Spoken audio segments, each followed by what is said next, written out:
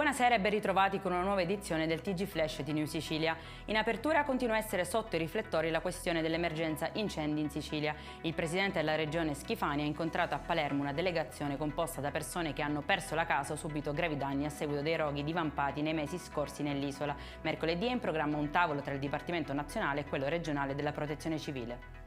È morto a Catania l'ex assessore regionale Beppe Spampinato. Avrebbe compiuto 62 anni il prossimo 25 febbraio ed era malato da tempo. Avvocato di professione, fu anche assessore regionale al lavoro della Giunta di Lombardo, deputato all'Ars, vicepresidente provinciale del CONI e capo di gabinetto del comune di Catania con la Giunta di Bianco.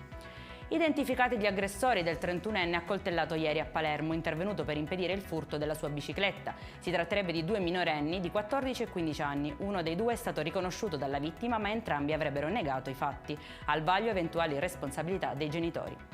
Vandali in azione durante le vacanze natalizie nelle scuole siciliane. 3 i casi denunciati, 2 nel quartiere Librino a Catania e 1 a Palermo. In un caso gli alunni sono rimasti fuori dall'edificio scolastico e in un altro sono state danneggiate aule, corridoi e bruciati importanti documenti.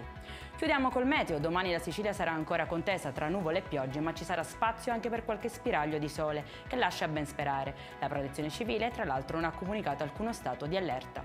Per questa edizione è tutto, prossimo appuntamento domani alle 13:30. Buona serata.